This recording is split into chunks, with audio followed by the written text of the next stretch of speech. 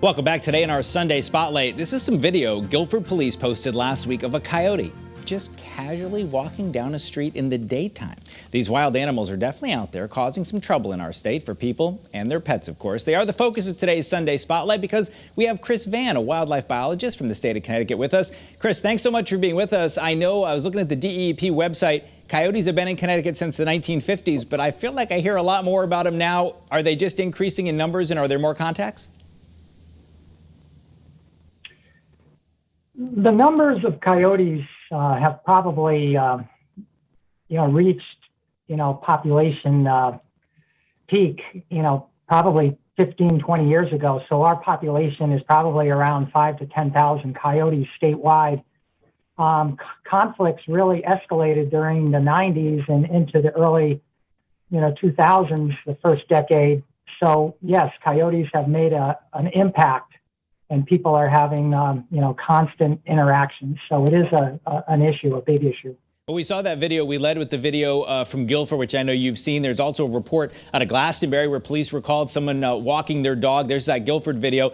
Just kind of amazing to see this animal just trotting down the street. At least it is for me. Is it remarkable to you? And what do you want people out there to know about these animals?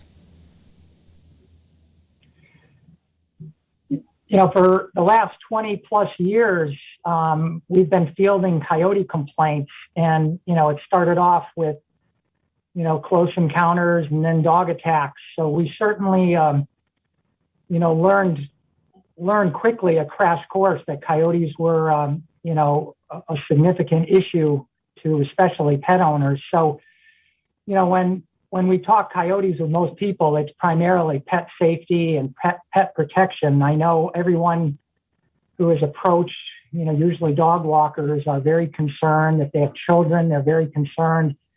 So there's obviously a lot of factors, but it's primarily a pet issue.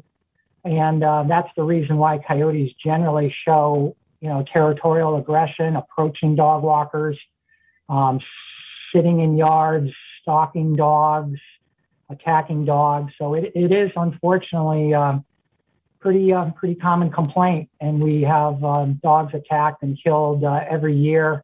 We only hear a fraction of them, so it's not uncommon in Connecticut.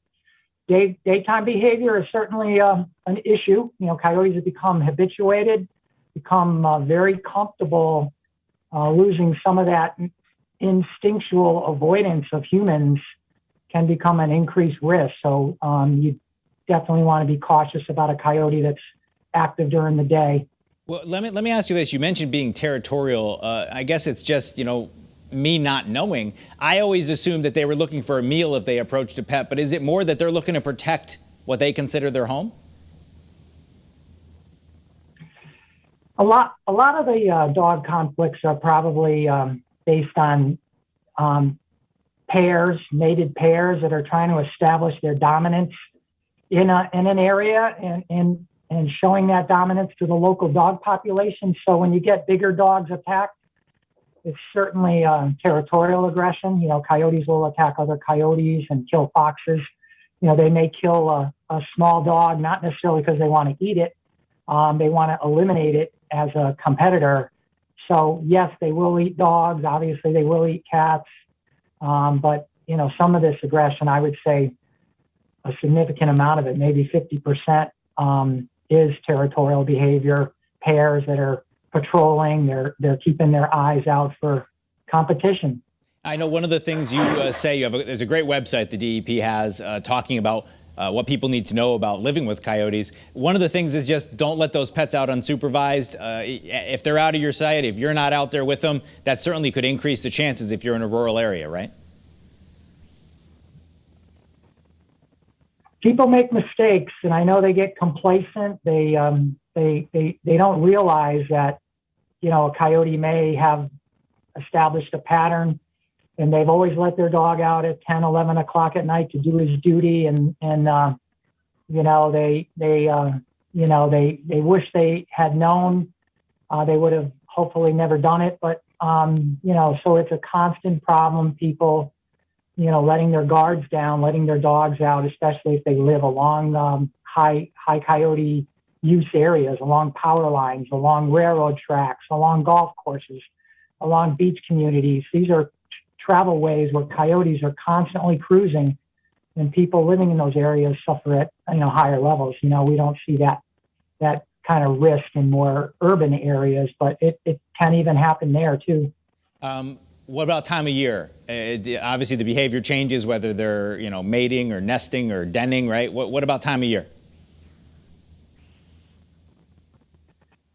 Well, I've always said that there really is no time of the year where it's really significantly different. But you'll see slight increases in territorial aggression. Now during that late winter, spring, leading up to denning and whelping and raising a family. So we certainly get dog attacks this time of year. Dog attacks happen all times of the year, but it may slightly bump up this time of year.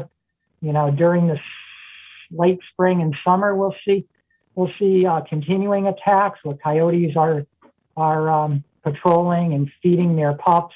Obviously they're looking to take down any opportunistic prey. So we certainly lose dogs all summer. All right. Well, Chris, we appreciate you being with us. The website is great. I encourage people to check it out. Chris Vann, a wildlife biologist with the State of Connecticut. Thanks for being with us here on CT22.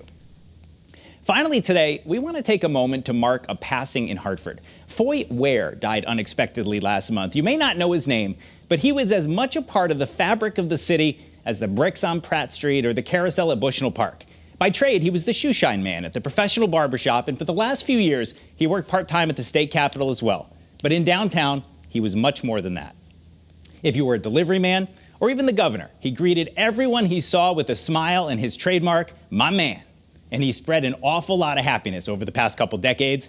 At a memorial service held this past week, he was remembered by politicians from the highest levels of state government, CEOs, fire chiefs, pastors, business owners, and lots of just regular people who considered Foy a friend. He didn't have a lot of material things, and he died without a news story or even so much as an obituary. Most of you probably didn't know him, but I thought you should know about him. Foy was a gem, and he'll be missed. That is CT22 for this week. CBS Sunday Morning with Jane Pauley is next. Have a great rest of your weekend. We'll meet you back here in Studio A next Sunday morning.